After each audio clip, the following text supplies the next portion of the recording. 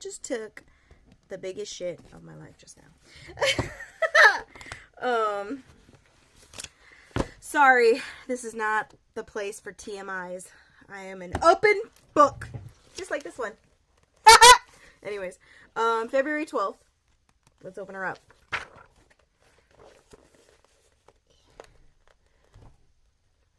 Bro, you know you can come lay on the bed, right?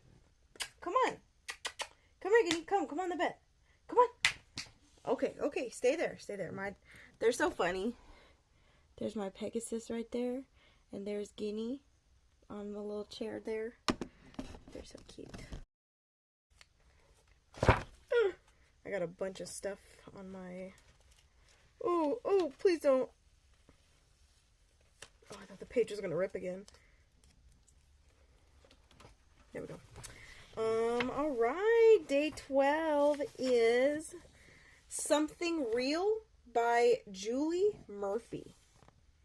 Yeah. Alrighty. Let's see. Have you ever been on TV before, June?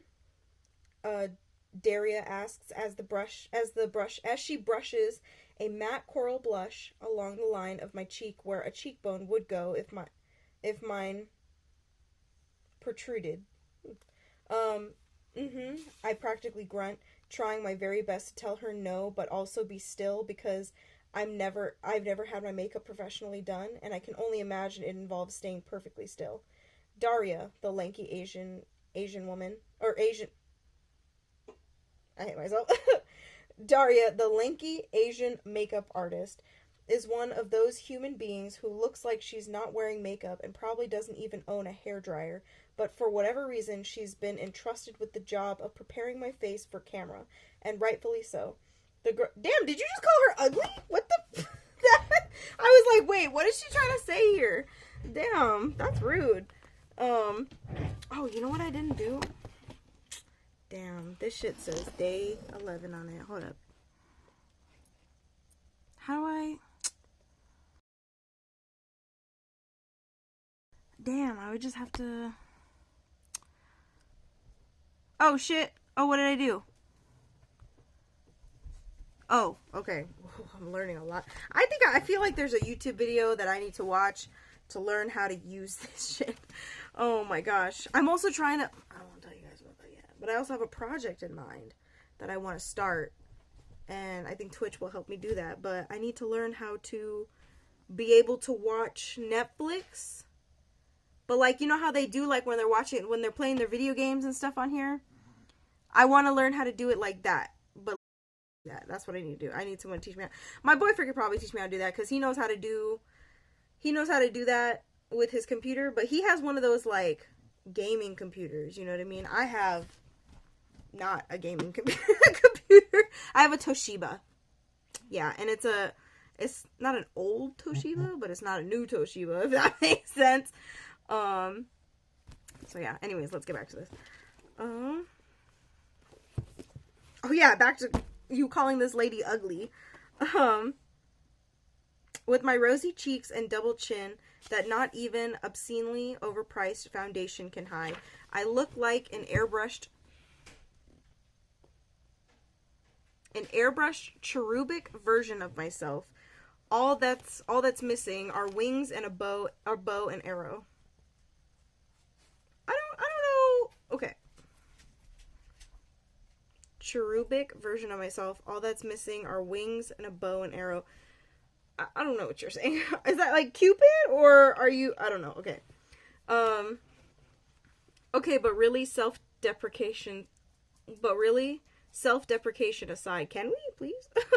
I look pretty amazing. She added a touch of bronzer too, but suddenly made me look much more like my father's daughter than I ever had before.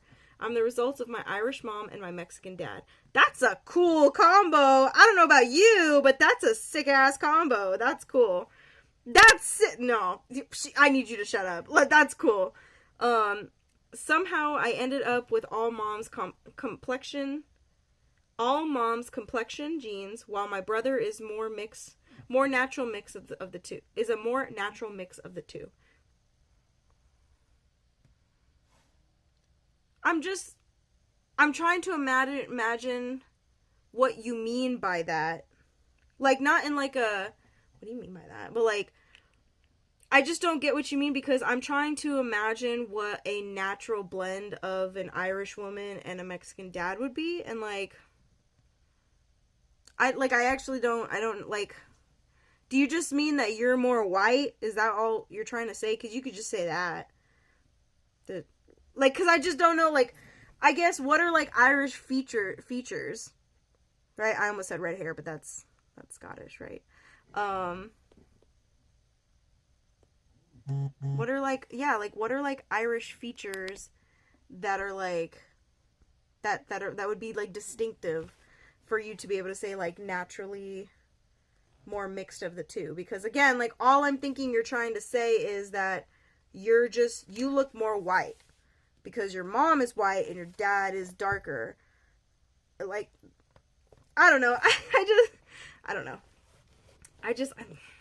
Anyway. Daria shields my eyes as she sprays my curls with sugary sweet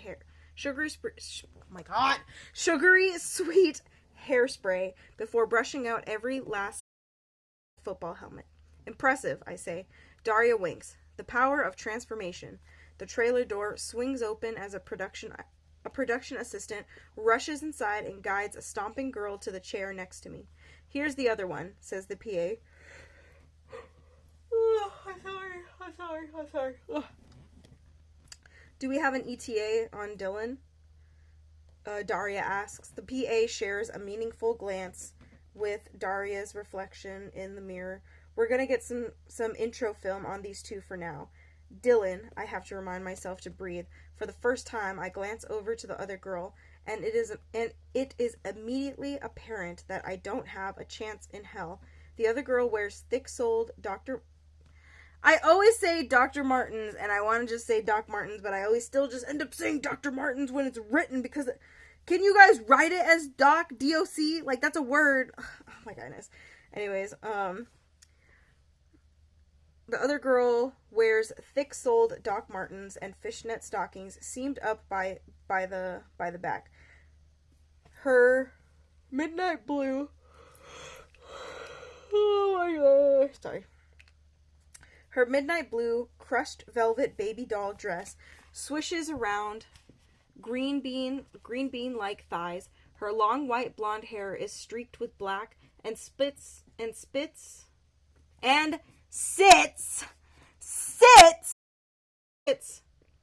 piled into a sloppy bun on top of her head. On me, her whole look would look like I got in a cage fight with a clearance rack at Hot Topic. But on her, it works really well. The girl is the exact opposite of me in every way. But worst of all, she's my competition. 3 years ago, that's okay. What did Austin Butler say? Comparison is the thief of joy. You need to, girl, go smoke a joint. I don't know what to tell you. Like, you need to chill out.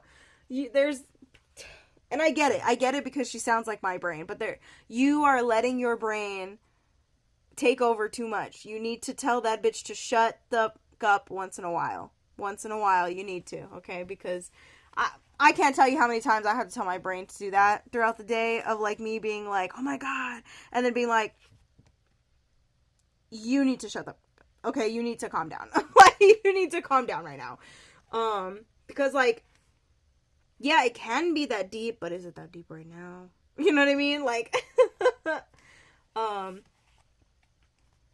3 years ago, I would have been the person flipping through channels at home, briefly landing on A Date Come True and snickering at the contestants for a moment before settling on reruns of Simpsons, King of the Hill, or Bob's Burger.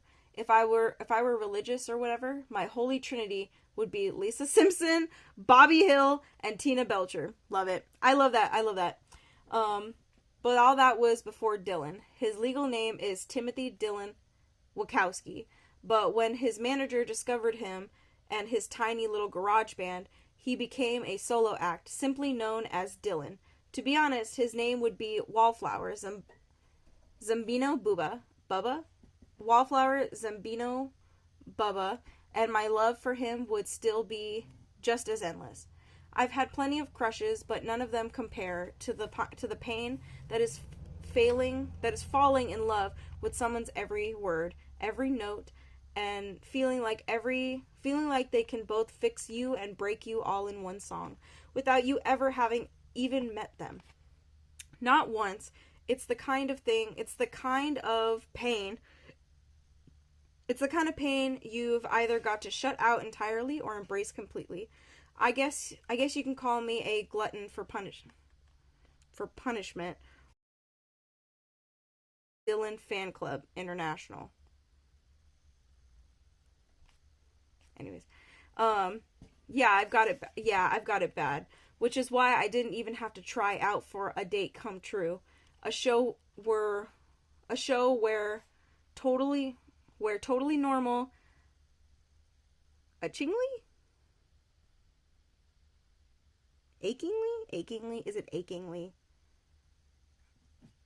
show where totally normal, achingly average looking people, compete for dates with their most beloved celebs.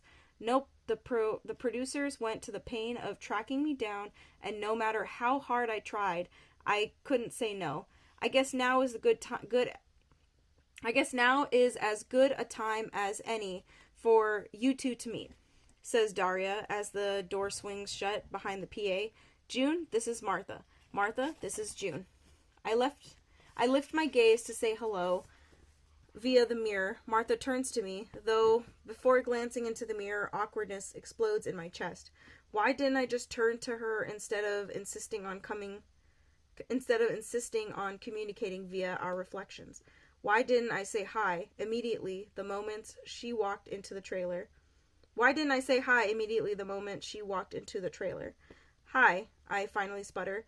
Hello, she responds, her voice cool. Her voice cool. Okay. And I don't mean hip. I mean even and self-possessed. Okay.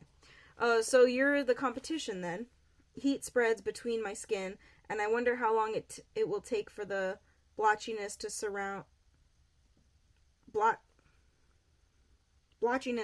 surface above Daria's amazing makeup.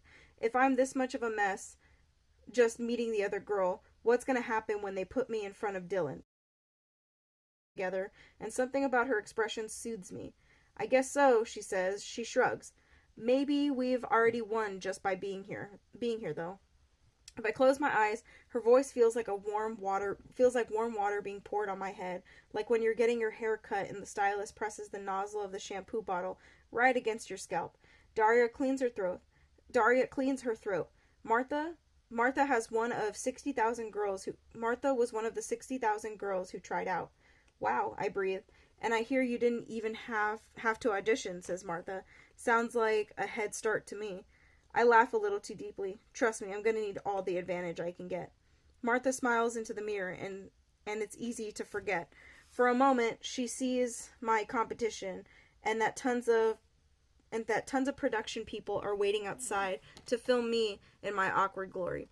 To be honest, her not having to audition, I would have just seen it as the producers wanting to try and do kind of like an experimental thing of like who would better suit or who would make better TV, like somebody who, like people who are like already fans, or like auditioning girls who are like saying that they're fans and then like putting them on the show, kind of, you know what I mean? Because like they said, she didn't have to audition, and it's because she's this like official fan club person, you know, like that's like a thing, you know what I mean? Like Selena, for example, right? Like people, like sometimes I feel like people don't take fandoms or fan clubs that seriously, but I'm like, fan clubs is what literally killed Selena. Well, not fan clubs, okay, but like, you know what I mean? Like Selena Quintanilla, right? Like Selena Quintanilla Perez. Like Yolanda was the president of her official fan club back in the 90s, right? And she was stealing money from Selena's fans, who were like sending money for like autographs and autograph CDs and like all that stuff, you know what I mean? stealing that money and buying Selena gifts and buying her gifts with that money and stuff like that, right? And there's all these other conspiracies. I'm not going to get into all of that, but like, these are like the things that were like, it's fact. It's like proven fact. Obviously, these fans were like, yo, where's my shit, right? Her father found out and like had Selena be the one that goes and like confronts her and stuff about it, right? Or I think Selena went on her own to go confront her because like they were cool, right? Kind of thing. So that's why she was kind of just like, yo, what's going on and all. And then she killed her because of it and stuff. Why, I don't know. And that's where the whole conspiracy thing comes in of like, why did she do that, right? But yeah, man, like fan clubs is literally what made that I don't remember what the hashtag was called, but when Justin Bieber came out saying that he like smokes weed, his fan club took a shit, okay? And I'm talking, you just go look that shit up. I can't, like they were doing stuff where they were cutting his name into their arm to try and get him to stop. It's not crack, but damn, like, you know what I mean? But like, fan clubs be like that. Or like, the craziest one that's done the most dumb foolery recently, Nicki Minaj's fan club. I'm sorry, but that shit with Meg and her mom's great. Nicki's going to hell. That's all I'm saying. Anyways, let me continue this now.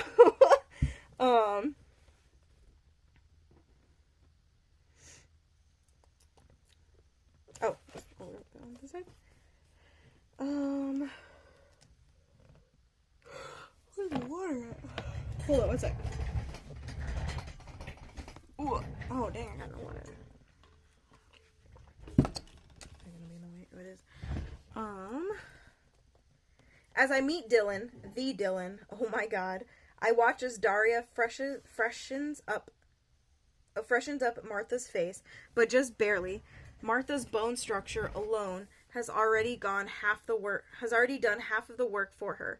I force myself to logic nudges its way into my brain, and I realize that Dylan has no idea who I am.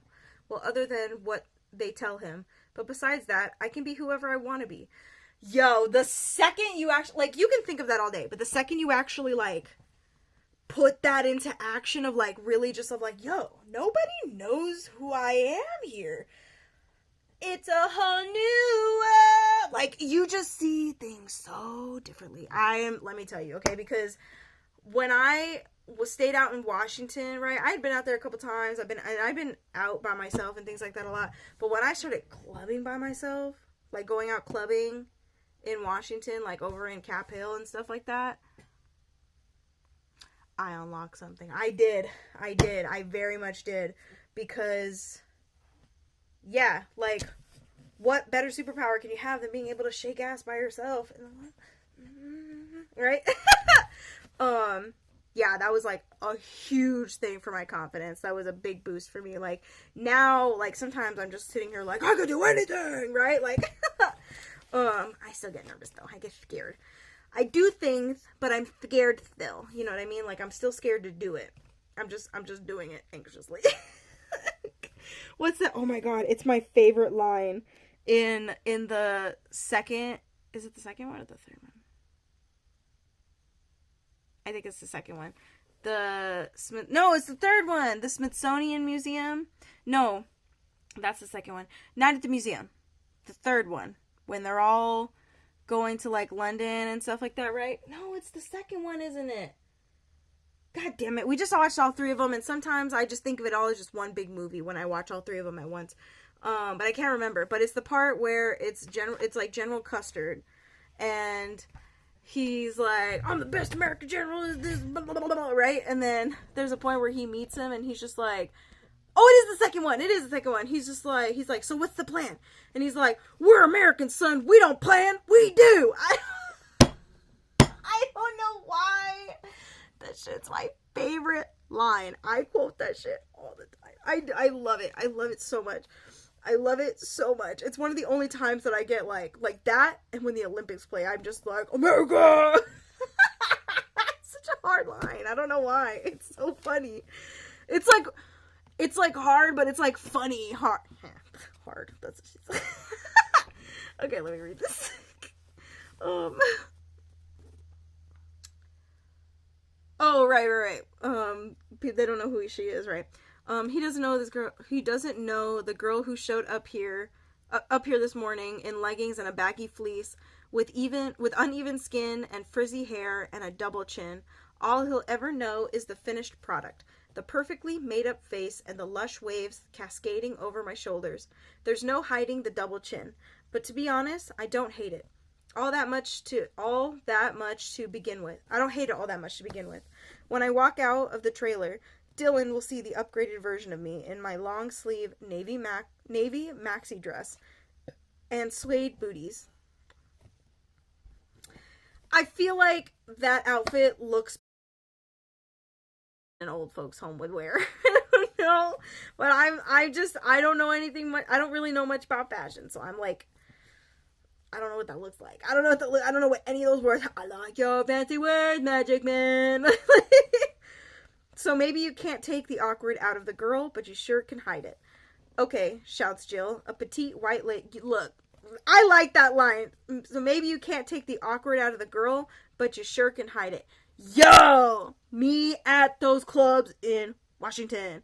There's so much. I don't know how to explain how much of a confidence boost it was for me, and like my anxiety of like people looking at me, of just like really doing your makeup up really, really good and being quiet, because I'm by myself, so I don't really have anyone to talk to anyways. So I'm just kind of like there's sometimes where I'll get hyped enough to where I'm like kind of like talking to myself, commenting things to myself, because I do that a lot. I speak aloud a lot. Sometimes it can get me in trouble because like things will happen and like normally a lot of people will like react in their head. I will react out loud on accident. Don't mean to do it a lot of times, but I do. And sometimes I don't even know I'm saying it out loud. Sometimes I say it out loud and then I see people looking at me and I'm like, oh shit, I said that shit out loud at night. Oh my god.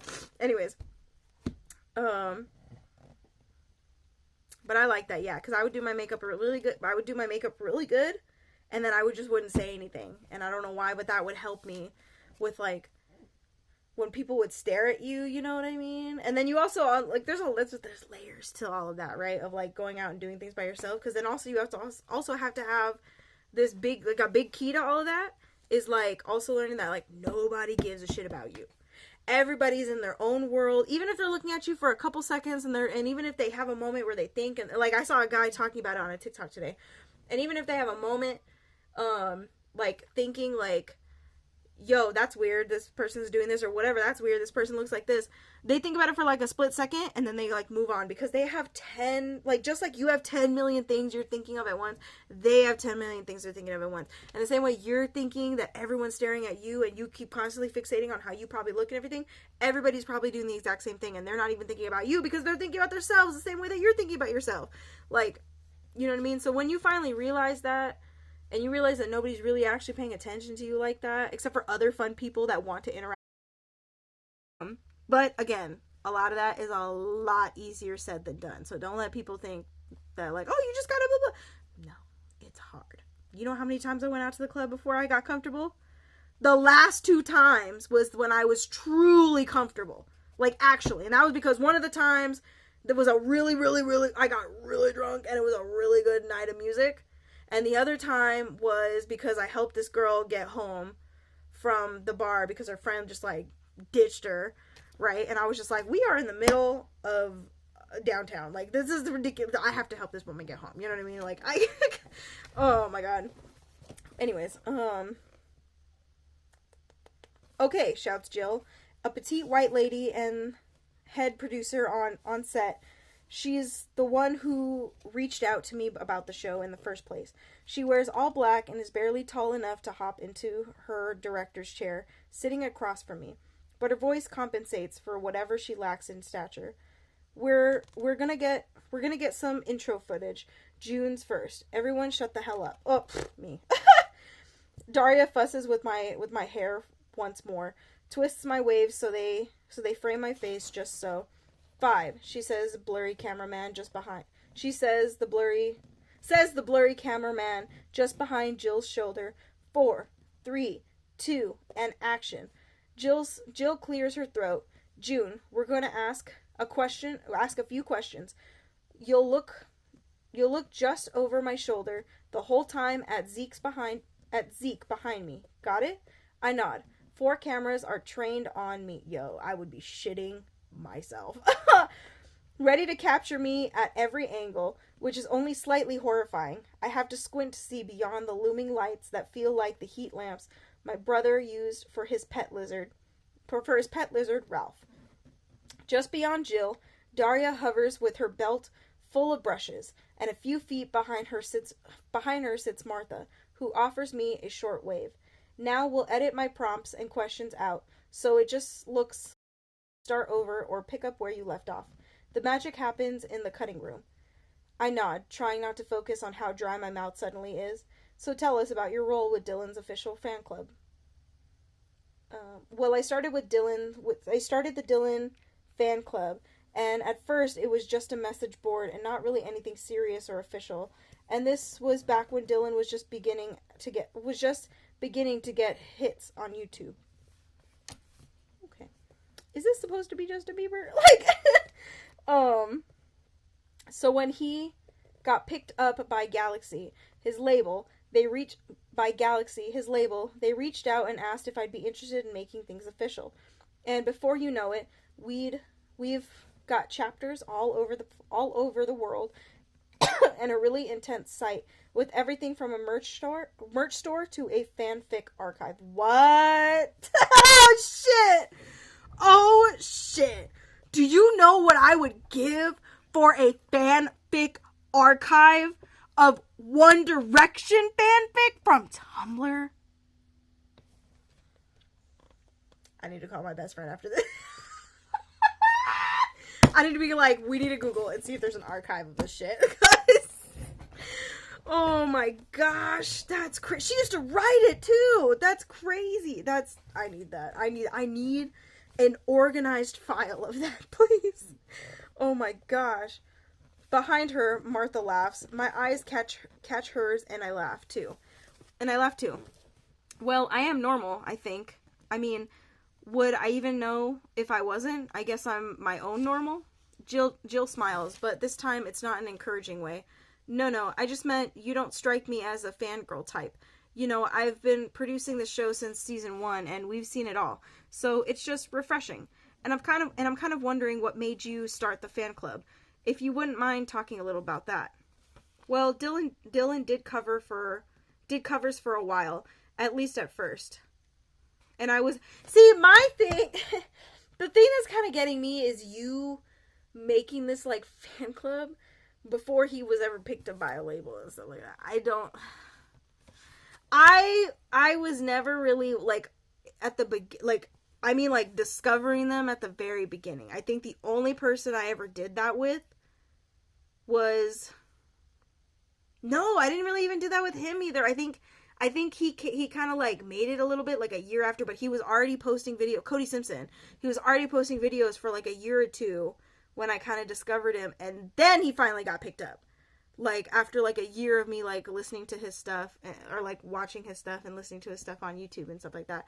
But like that's what I mean is like that's I guess the only reference I have to like the beginning of someone's career like that. Well, I guess it just depends on the circumstance, because if I really think about it, I guess I was kind of there from the beginning of Miley Cyrus, because, well, was her first thing Hannah Montana? I don't think so. I think she had some stuff before that, didn't she? It was like really little, not really little, but like, you know, like she just did like little stuff before that, before she actually did Hannah Montana. Did she? I don't remember. Crap. I don't know. But I think it's just like, because it's like someone you found online, I don't know. There's a lot of people who try to make it online and stuff like that. Like, how far into his following did you make a fan club account? That's what I need to know. Was it like 500 followers or like 500,000 followers? Like, that's what I need. That's what I want to know. Well, but it was his first original song that really got to me. Me Against the World. Those lyrics were like immediately seared into my brain. It was almost like all the words in that song existed inside of me. But Dylan had somehow grouped them all together and sorted them out. And not only that, but he could freaking sing. That video of him in his dad's basement, just acoustic, nothing fancy. I could run that song on and close all the curtains in my room and just lie there in the dark. I should have felt so alone, but I didn't. And I wanted that feeling all the time. But Dylan's one person. I laugh a little. I'm not some psycho who's going to stalk him at his house. So I decided to find people who felt just as alone as I did. See, that's healthy.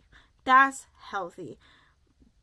Gosh, some of these parasocial relationships got really weird. And that's why I had to get out of being in fandoms and stuff. Because, yeah, I think One Direction was the very last time I was ever in any kind of fandom. And after a while, that shit got weird. That shit got too weird. And then it kind of came back into it again, right? Because things started kind of resurfacing again. And then Liam died. And then these newbie fans, like these ones who were like, oh, I wish I was there during when One Direction was together. First of all, that was a crazy thing to read. That was a crazy thing to read because it was not that long ago. Anyways, but it's like these new fans, like people like fans like my age and older, so I'm 26, right? We're having to tell these younger new fans, like, hey, do not show up at the funeral. This is not a time to, like, be like, oh my god, all the boys are back together. No. And they didn't listen. You know what I mean? Like, the fact that anybody had to post that anyways, crazy. The fact that you guys didn't listen, even crazier. Like, yeah. So this is a very healthy take on like a fan person. They were just like, I really like this person and they made me feel not alone, and I want to find other people who feel the same way other than giving into this parasocial relationship of like wanting to think that that person is specifically singing to me.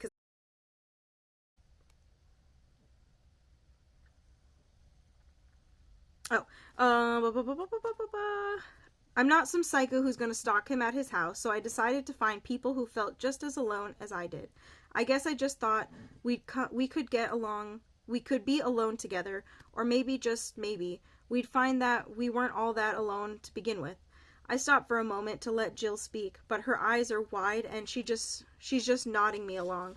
So I guess I don't really come across as the type of person who would start a fan club, but I think we'd all surprise ourselves to find out what lengths we might go to recreate and savor the moments that make us feel like we have purpose. There's no shame in that. That's really cute. Good, Jill says, her whole body leaning in. Now paint me the picture of your perfect date with Dylan. At the mention of his name, At the mention of his name, my whole body tingles. Well, oh my gosh, give me a second, hold on.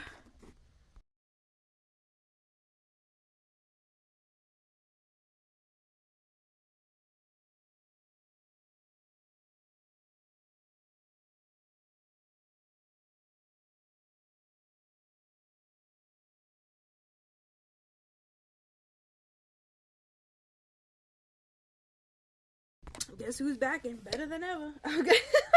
Ooh, sorry. There was so much going on there. I had to like.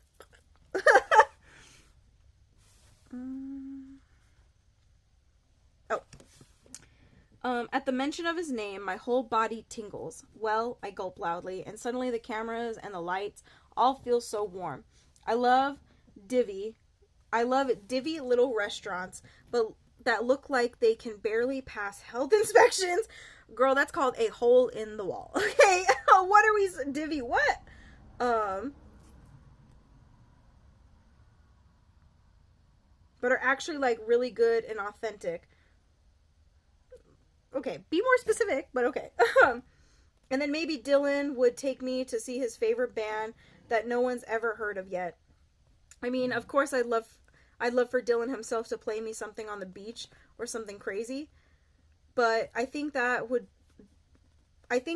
what the last few years have really taught me, is that there's something really telling about the music someone else shares with you. Wow, says Jill. Kid, you're a natural. All right, Martha, she shouts. Your turn. I stand, and Daria squeezes my elbow before whispering in my ear. You probably didn't notice, but the whole damn crew was hanging on your every word. impress easy. I think you got this date in the bag. I turned to her, my whole face lightening up. Dylan will see that. Dylan will see that. How does he? Oh. I turned to her, my whole face lightening up. Dylan will see that. How does he even decide? Well, maybe, but the decision is more in the hands of the Daria. Jill snaps. Let's get some powder. This girl's T-zone is lighting up like a runway. That's man. I'm not gonna lie. If I was in the industry earlier in life, well, I'm saying that as if I'm in the industry now. God damn it. I would, if I did end up making it, still haven't made it at all. But if I did when I was earlier, yeah, I would have cried a lot, guys. I'm a sensitive person, and especially, oh my God, hearing all of the things that are coming out about actors who were in the industry between 2012. I mean, like, for a lot of eras, okay, but like between 20. I'm going to say like 2000 to like 2010. I just want to hug all of you. Holy shit. I want to hug all of you. And then after that, then the next era, that would be my teen years, which is between like 2013 to like 2017. I want to hug all of you too, because a lot of you were Nickelodeon. So man. Oh man. I hear all those stories now and I just, yeah. I would have cried. I would have cried back then. Bro, that industry would have broken me. But I'm ready for them now. Okay. Let's see. Where did I leave off at? This girl's T-zone is lighting up like a runway. That's crazy. Sorry. Daria grimaces and runs off towards Martha. With no one to guide me, I hop up into the empty director's chair behind Jill. I'm eager to get to know my competition. Oh my God! I'm eager to know my. And if it gets to be too much, we'll take a breath and pick back up again. You're in the driver's seat, just like I told you a few weeks back. Sounds like they already know that she's a nervous wreck. She's been prepared for this. She's been prepped for this. Immediately, I feel somehow threatened. How old are you? Because I definitely would have taken that as exactly what I just said. They know that she's a nervous wreck, and they are prepping her because they know that she's not going to do that great. Like, that's why that girl was telling you that.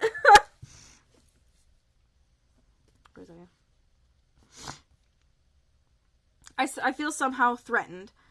I know this is just a dumb TV show, and that none of this is real, but because at the heart of all this reality TV show bullshit is a real moment with Dylan, hopefully all to myself, for me to tell him how much his music means to me. And Martha seems to have some kind of connection with Jill, which I can only conclude is an upper hand. Jill continues, this is a vehicle for you to tell your and Marissa's story, okay? And I know it will mean so much to Dylan, too. Martha nods, and nods quickly. I'm ready. Martha, you have a special connection to Dylan, don't you? She takes a deep breath. I've never been the kind of person to dig through all this trash music on the internet to find the band no one's ever heard of. That's cool if you're into that, but I guess my jam has always been more books and fashion. I can blow some serious cash on first edition Nancy Drew books and handmade jewelry, but Marissa, my older sister, she's one of those people that's always 10 steps ahead. Or she was. For a moment, Martha stares down into her lap, and she wrings her hands together. She was the kind of Are you about to tell me that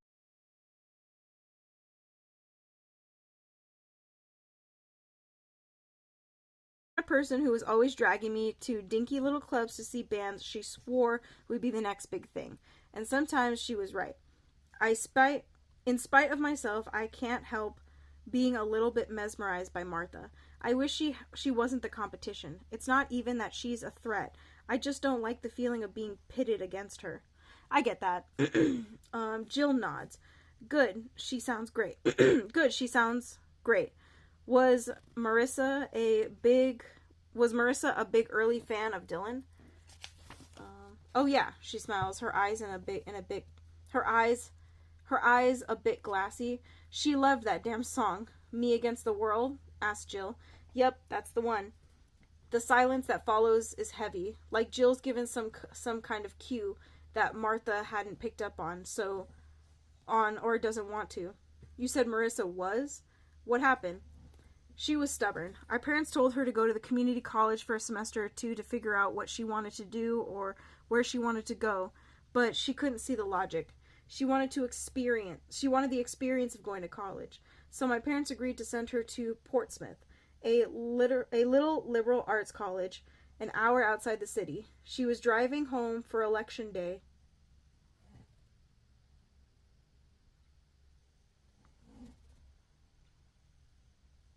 What messed up thing am I about to read right now?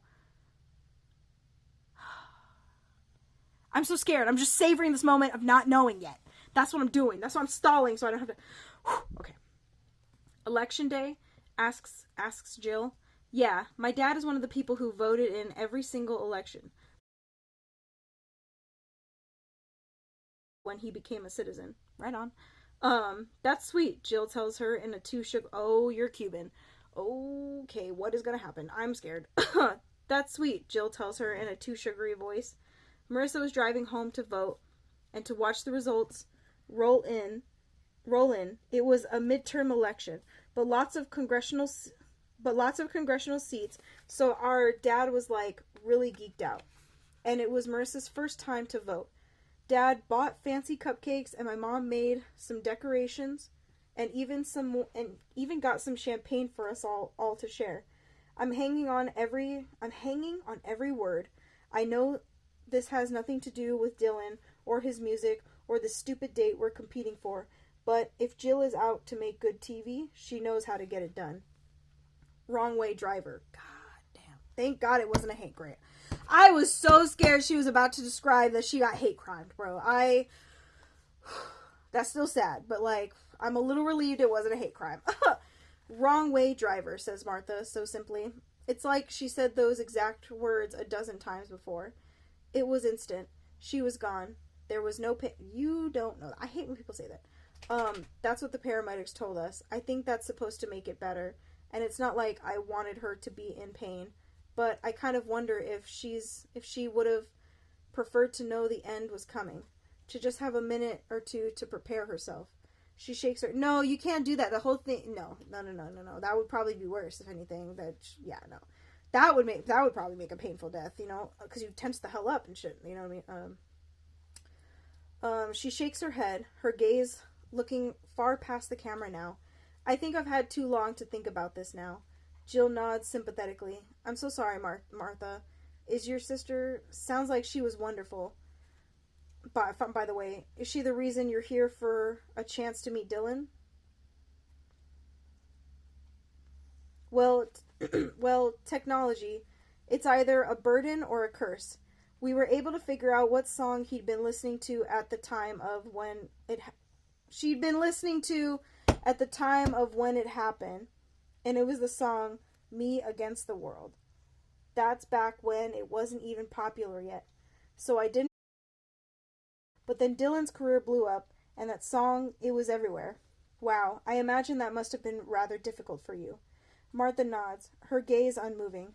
At first it was miserable. I couldn't escape it. But it wasn't going anywhere.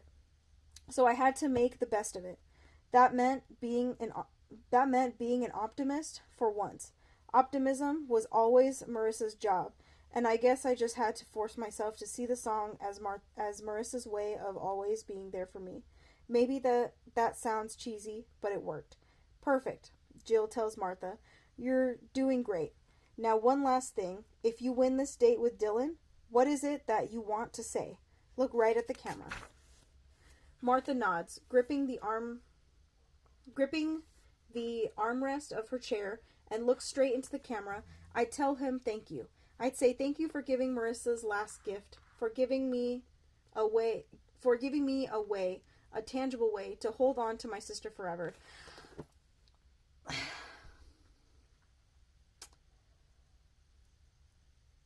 like, this is cool and all, but a date with him? I feel like you could have made a video that could have tried to gone viral or something, but I don't know. If my, I don't know. I'm just thinking of it as like, if my sister went on, I died, she went on like a TV show date with like, let's just say Harry Styles, since we were talking about One Direction, I'd be in heaven a little annoyed. I'd be like, this is not how I want you to honor me. No thanks. Just go make a TikTok real quick. That's fine. Don't kiss my imaginary man. Thank you. What? Oh my god.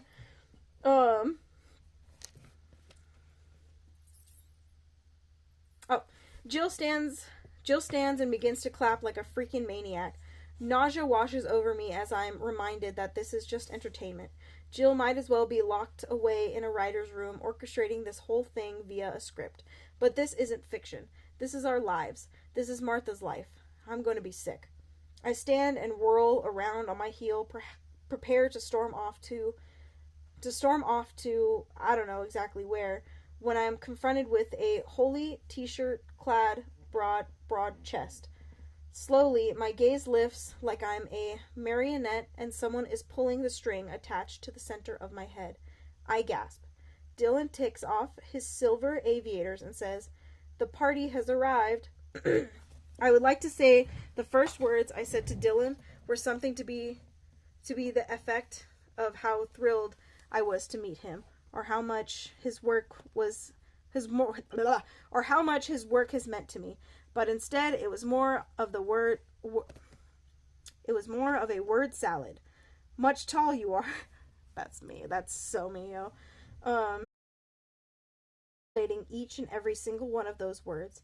It's been a constant stream of crew members grazing past as they each tell me we should be back to filming any minute now.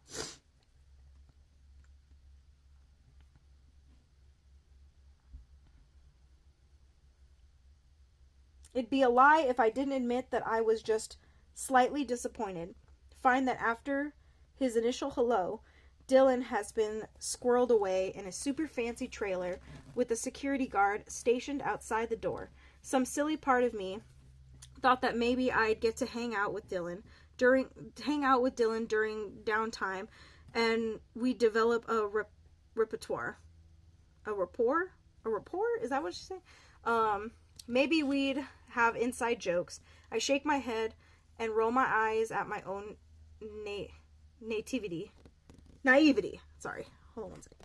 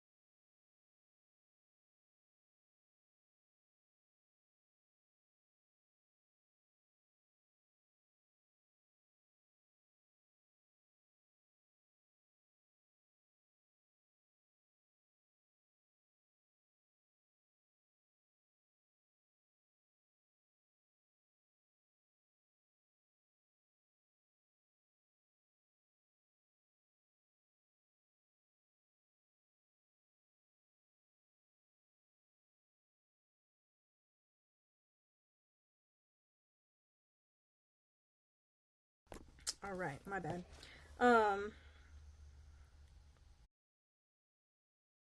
Camp. I wrinkle my nose.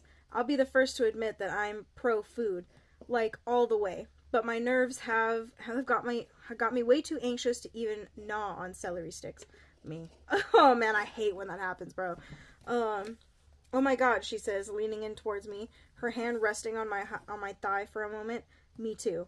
I smile at her gratefully. I'm so glad she's not the version of my competition that existed in my head. I didn't know what I expected from my competitor. Cattiness? Bitingly rude? But Martha is just good.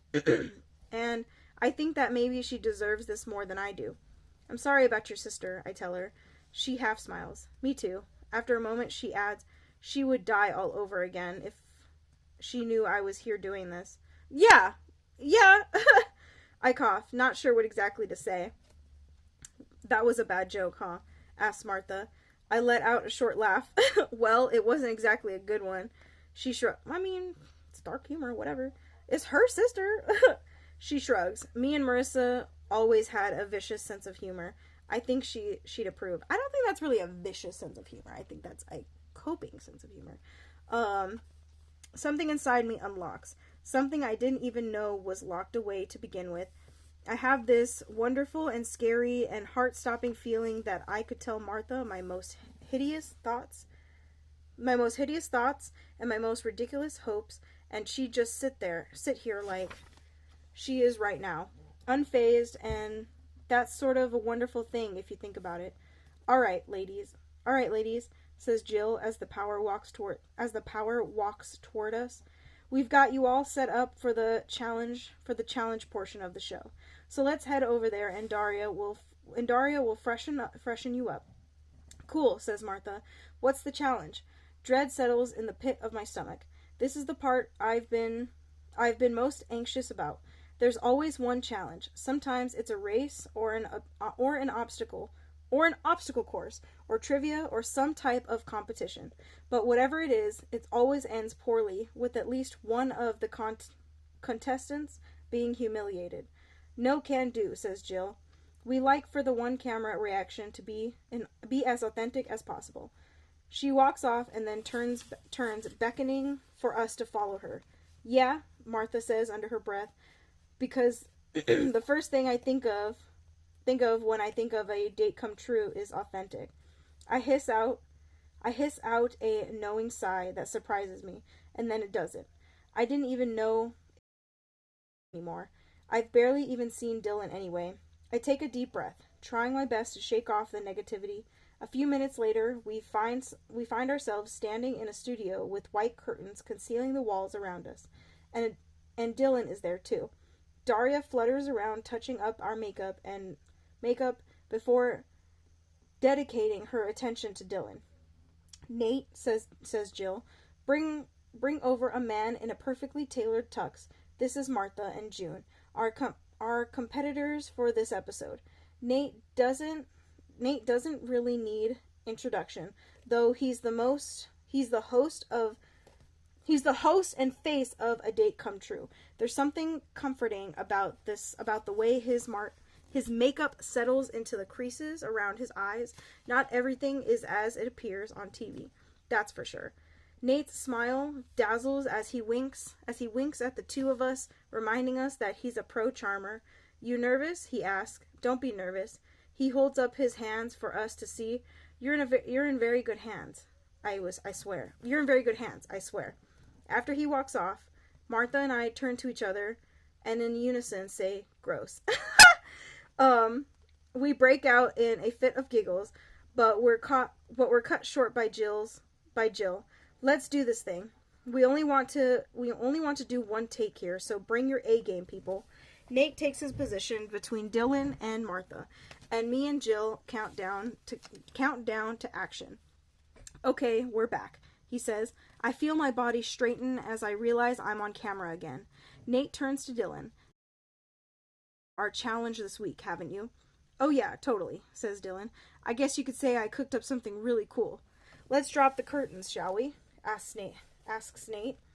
All around us, the tall white curtain whoosh to the ground, and Martha and I find ourselves in a state-of-the-art double kitchen with brand new stainless steel appliances. Over one side hangs a sign that reads Team June, and the other side has a sign bearing Team Martha. Are they gonna make them cook?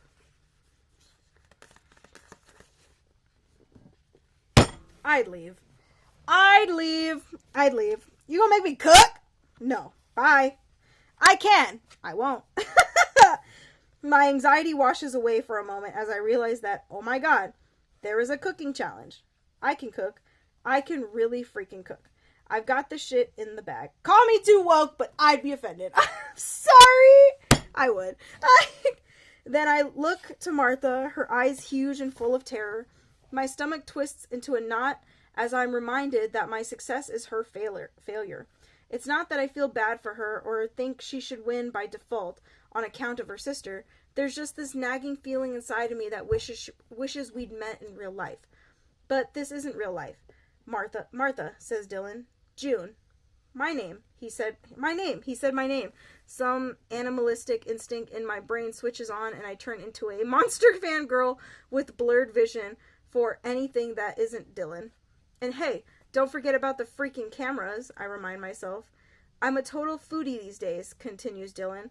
But back when I was just a little kid, my favorite meal was dinosaur-shaped nuggets with ketchup.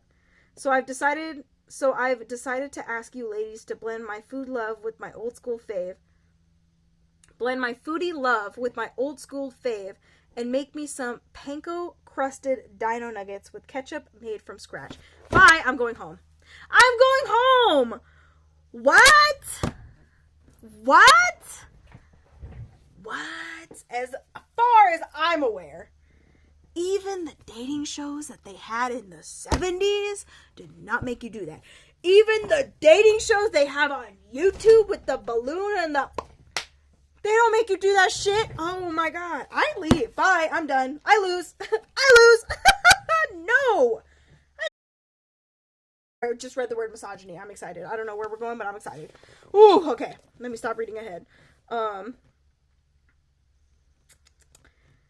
You've been given the same ingredients, and there may or may not be a few red herrings in there. Is this Chopped? Are we trying to mimic Chopped right now?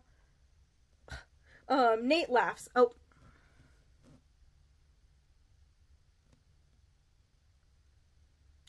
Nate laughs. A woman's place is in the kitchen. Am I right?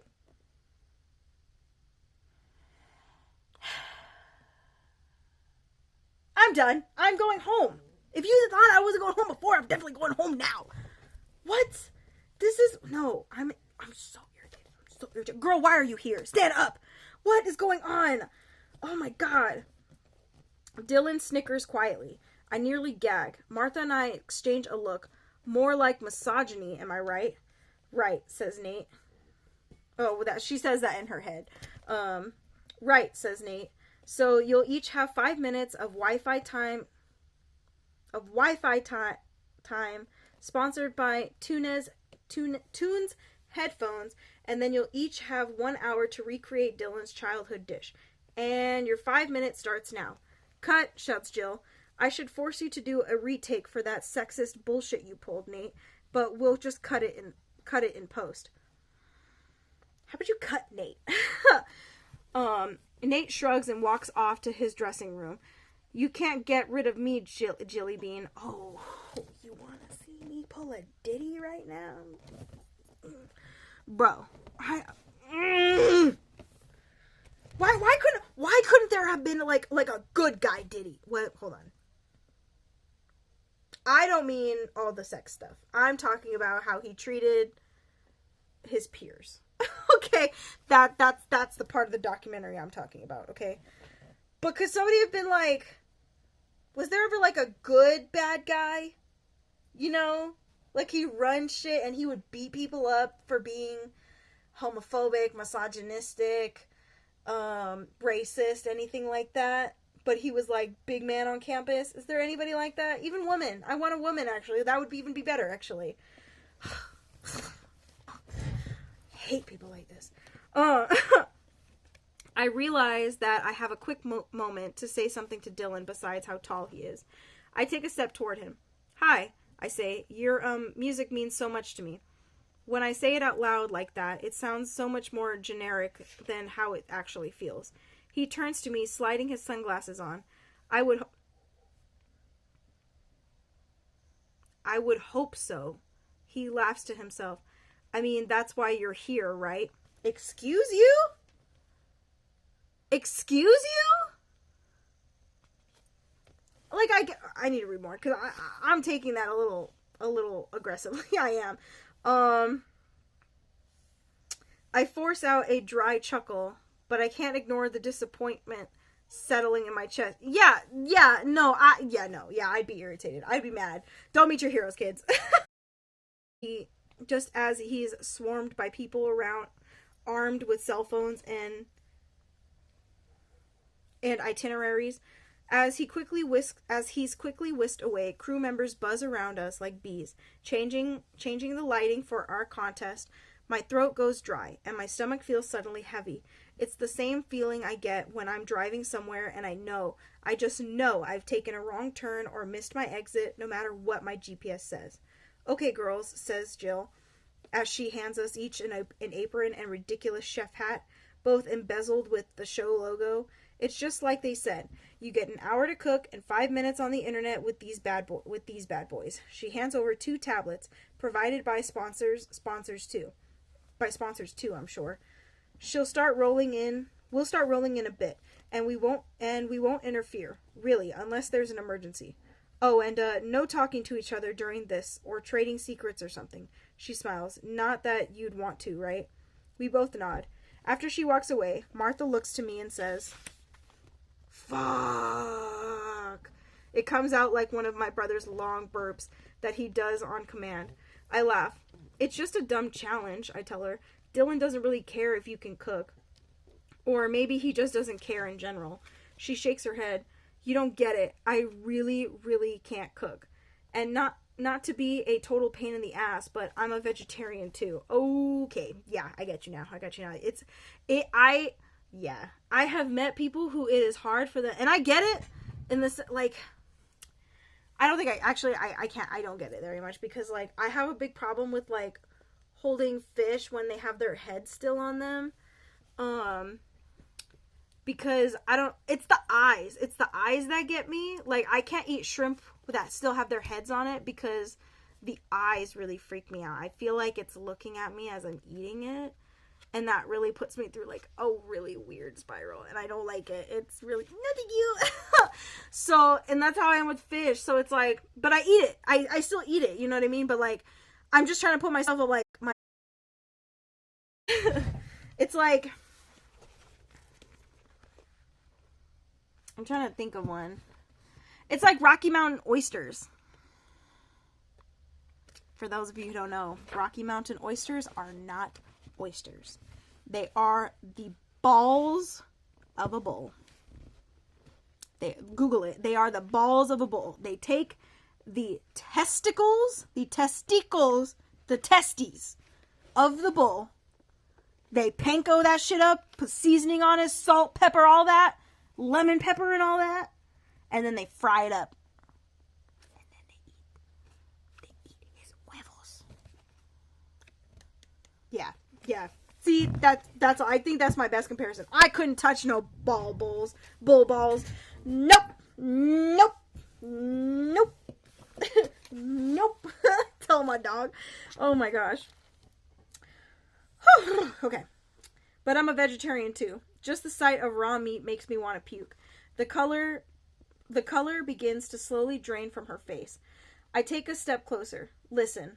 I whisper but I will say that unless this was like an earlier 2000s type of show or something, like 90s type of show, normally they like would check for all of these kinds of things, because they do not, like, shows don't want to be sued for anything anymore, at least, you know what I mean? Like, you know what I mean? So, like, they will check for everything. Like, they'll be like, are you any kind of dietary restrictions? You say you're a vegetarian, they would probably work around that. You know what I mean? Like, I've definitely seen episodes of, like, Chopped or something like that, where, like, a person was a vegetarian or vegan or something, and they were given a special basket because they don't want to handle meat, or, like, they just didn't use meat in that dish, that round, or that challenge or whatever for that person and all. So, like, people are accommodating. It's just a matter of, like, do they want to be accommodating, right? Where is it? Oh, I take a step closer. Listen. Supposed to be helping. I know we're not supposed to be helping each other, but just, like, do what I do. For a brief moment, she squeezes my hand. I don't know how much that will help, but thank you. I really appreciate it. As we're carefully positioned with our tablets and notebooks in our own personal kitchen. Because they're giving me 5 minutes on a tablet, I would literally search up how to make dino chicken nuggets in 4 minutes. That's what I would be searching on YouTube. Like, there's something wrong with my eye. Hold on. That's what I'd be searching on YouTube. How to make 4-minute tutorial to making dinosaur nuggets or something like that. Or like I just like panko crusted chicken. How to make easy panko crusted chicken. And then you apply those steps to what you're doing right now to make them into dinosaur shape or whatever. I bet you they even gave you like cookie cutters so you can cut them out into like the little dino shapes.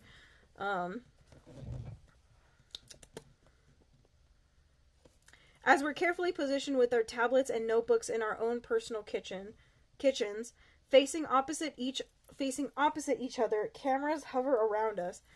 I search for things like baking instructions and tips for breading and ketchup recipes. I'm not sure what Martha is searching for, but she looks downright manic. Bro. As our time ends, our tablets are taken away and we're left with our notes, our ingredients, and our intuition. I decide to bake instead of deep fry. Why? No, don't do that. Mainly because I think it might be easier for Martha to follow along. I start on the chicken, pounding it into submission. I search my supplies and come up with a few different shapes of dinosaur cookie cutter. See, I told you. Oh shit. I push through the. Sorry, I'm never right about things. I never, as you could tell from my videos, I never predict anything right. Like, oh my gosh. I push through the kitchen using my weight. It's not easy, but it works. As I mix my breadcrumbs and beat my eggs, I glance over to Martha, whose once beautiful velvet dress is covered in flour despite her apron.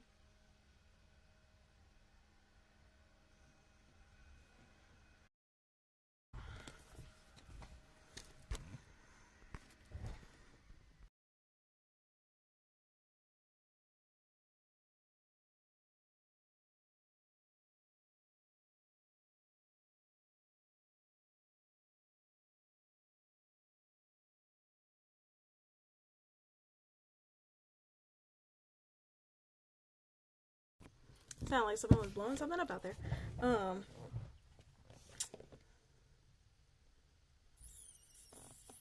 I push through the chicken using my chicken using my weight. It's not easy, but it works. As I mix my breadcrumbs and beat my eggs, I glance over to Martha, whose once beautiful velvet dress is covered in flour. Despite her apron, she mumbles a stream of curse words, and I try to offer an encouraging smile, but she's lost in her frustration. I feel awful for her, but the camera guy seems to be really into her cooking nightmare meltdown. Damn, that's so mean. I don't think that cooking is specifically for women, but in my house, my mom was always the one in the kitchen. It was her happy place, and she let me share that with her. But unfortunately, the kitchen was her one and only happy place in our house. So she would split when... What? But unfortunately, the kitchen was her one and only happy place in our house. So when she split, when I was in 7th grade, her kitchen became mine. What?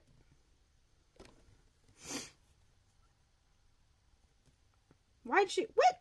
But unfortunately, the kitchen was her one and only happy place.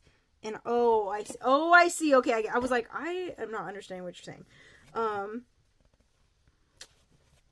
So when there's a fly or something that keeps messing with me. Oh, I thought it was a fly again. I was like, God damn it. I'm sorry. I'm just like, I'm having like a sensory overload right now. I don't know if it's hair. I don't know if it's a bug. I don't know what's going on. I need to take a shower. I think that's what I need to do.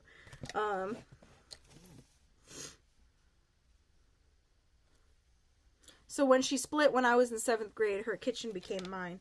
Nothing about being on camera makes me comfortable, but being in a kitchen can almost make me forget that millions of people will be watching me from the comfort of their home in a few weeks' time. As our hour fades into minutes, I put the finishing touches on my ketchup, including a sprig of parsley. Time, Jill shouts. Martha is summoned from his trailer. We both look and feel like messes. Nate and Dylan stand between Martha and me in front of a table with our presented entrees. Mine is a pile of dinosaur nuggets, some more misshapen than others, alongside what I hope is not totally disgusting ketchup made from scratch. And Martha's dish is fiery and Martha's dish is fury personified. On her plate is one uncooked chicken breast covered in ketchup with a giant chopped knife sticking out of it. I sigh. There's no competition. One is edible and the other is decidedly not. We quickly regroup and Daria swings through to slightly powder our faces, but she takes no pain but she takes no pain to hide the mess we've made of our hair and clothes. Well, says Nate as the camera begins to roll again, I guess we won't be doing a blind taste test this time. I look to Martha and can practically hear her gulp. Yeah, says Dylan as he chuckles nervously. Looks like some kind of horror movie over there. I don't like you, Dylan. Martha shrinks back a little. I guess there's a chance she could still win, but it doesn't look good. June, let's give your dish a go, says and they each swipe a nugget through ketchup before chomping down. Hey, it's pretty great, Dylan says, his mouth still full. My wife's gonna kill me if those breadcrumbs have gluten in them, says Nate, but it was worth it. I roll my eyes. Cut, shouts Jill. Let's get the girls all cleaned up and ready for the Rose gazebo. Is this The Bachelor now? What's going on here? Daria waves for us to follow her back to the makeup trailer, and once again Dylan is ushered away by a crowd of assistants and managers. I practically jog to catch up to Martha. Hey, are you okay? I ask. She shakes her head, but says, yeah, I'm fine. It's just a dumb TV show. I tell her as we come to a stop at the trailer. The door swings shut behind Daria. Martha turns to face me, and I can see that she's pressing her lips shut in some attempt to hold back tears. She shakes her head again, before finally bursting, tears streaming down her flour-coated cheeks. I just thought if I came on this show and won some dumb date with this ridiculous singer who I don't even really like, I just thought it would give me some kind of closure. You just go home rather than being here and being insulted by these goddamn people. Oh my god. This poor girl.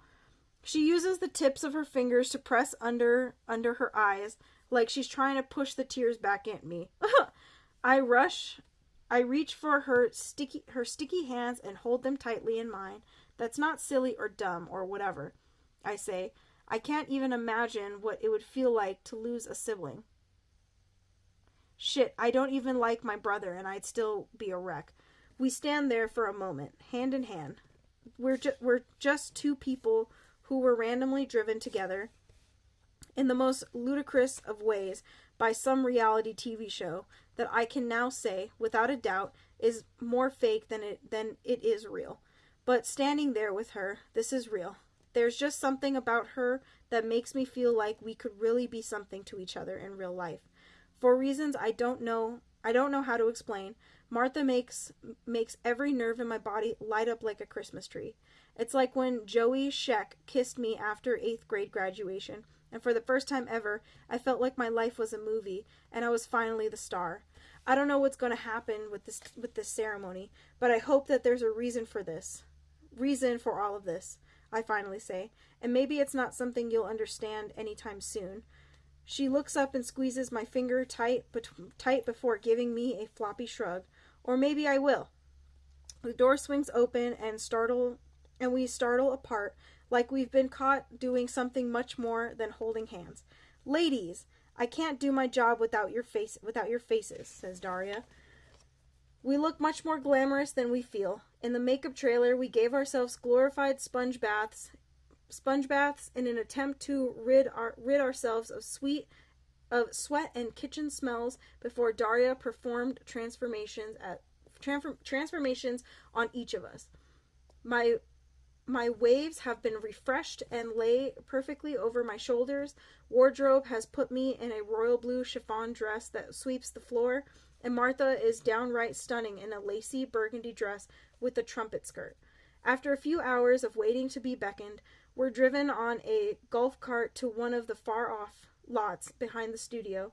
The set looks like a small town square with a gazebo, and the whole place is is dripping with twinkly lights. I recognize it as the usual backdrop for the rose ceremony. For some reason, it hadn't occurred to me that this was a set and not some tiny little town outside of Los Angeles, but it's just as fake as the rest of the show. Still, it's hard not to get swept up in the beauty of it. If you can manage to ignore Jill's shouting and all the grunting camera operators, Nate is in his signature tux and Dylan wears his same holy jeans, but with the added touch of a slim-cut, flat, black button-down shirt. I think I'm going to win. How can they even pick Martha after the kitchen fiasco? But do I even want to win anymore?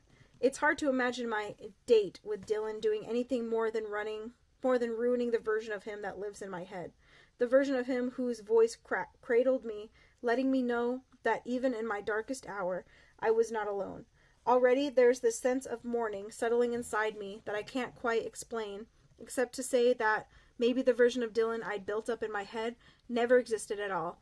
It's nearly impossible for me to even recall the edge of my seat excitement I felt this morning at the prospect of this moment. Nate and Dylan wait for us on the steps of the gazebo, where a prop master stands with one yellow rose. Dylan wipes his brow as we take our places. These lights are killer, huh? So bad to me. Not any different from the interview lights, at least. Nate pats his forehead to avoid messing up his makeup. Yeah, they must be testing out something new. Dylan cringes a little and calls out, "Lisa, we gonna wrap on this soon? I'm not feeling so hot." "Yeah, babe." Someone answers from behind the sea of crew and cameras. "One and done. We're out." Dylan nods as Nate lets out a loud burp. Wait, what?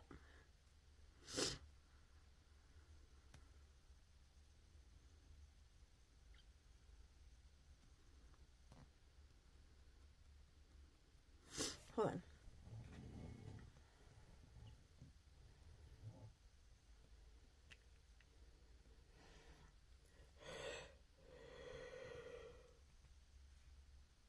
Oh, okay.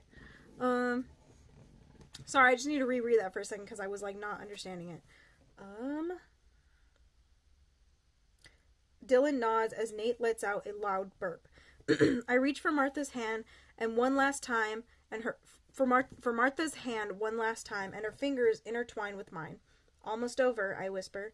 She winks. Maybe it wasn't such a bust after all. Jill counts down, and our hands drift apart as we await our completely unreal reality TV show fate. Ladies, our time together has come to an end, and in just a moment,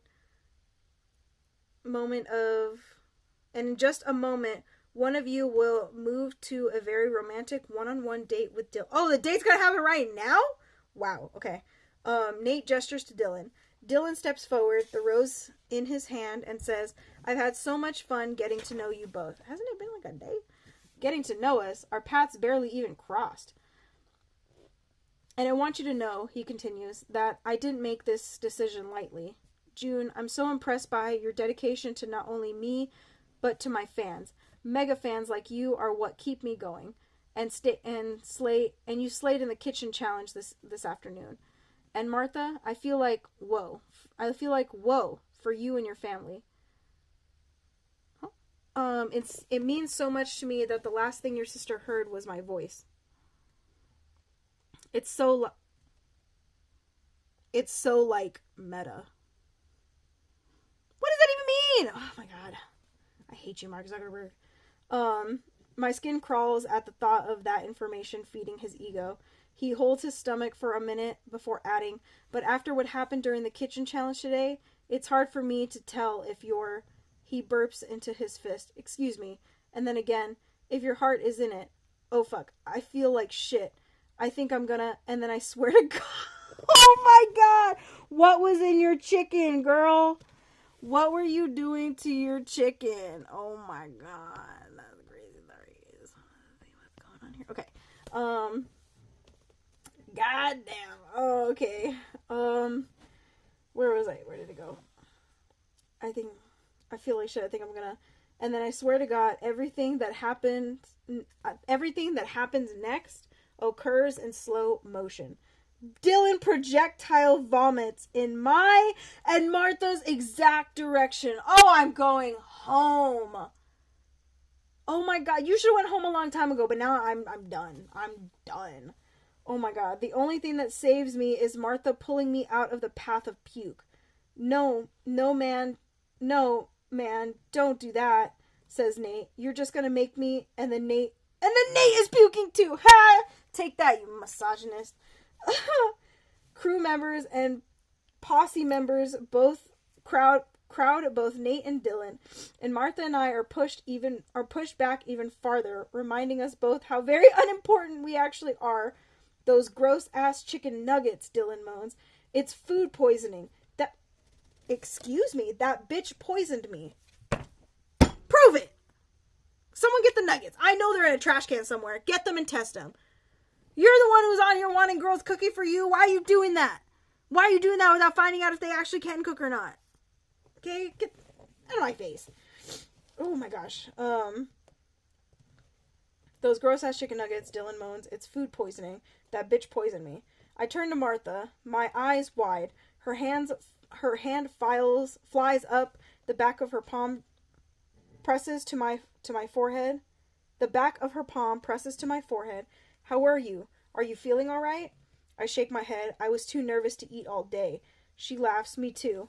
I clap a hand over my mouth, stumbling back. Oh my god, I poisoned Dylan. The Dylan. She waves off that notion. Psh, he'll live. They're probably pumping him with fluids and gold as we speak.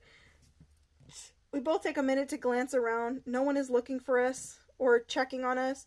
It's almost a relief. Martha takes my hand. Let's blow this puke show.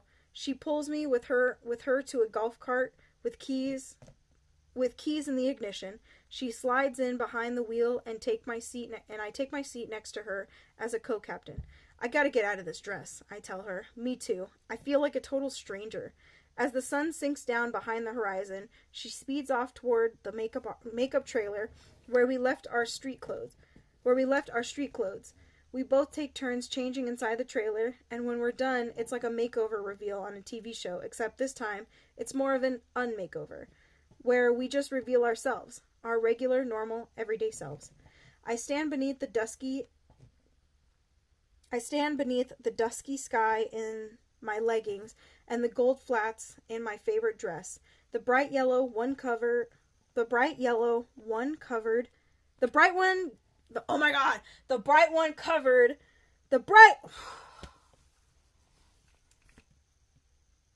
hate everything.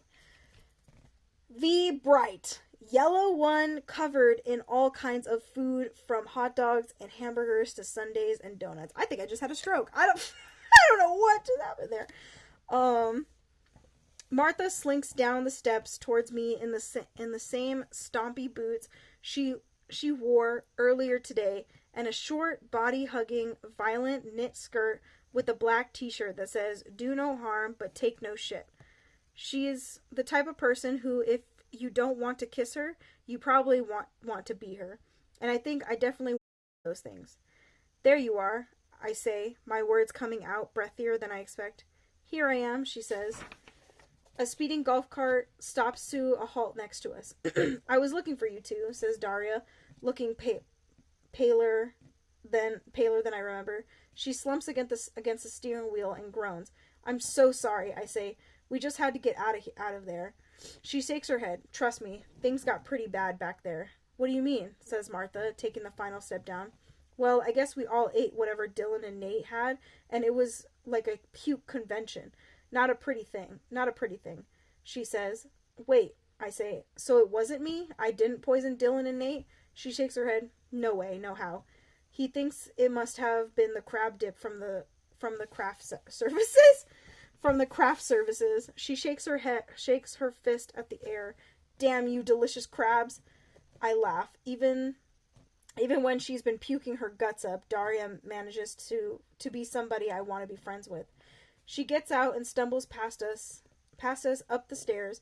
You two had better head home.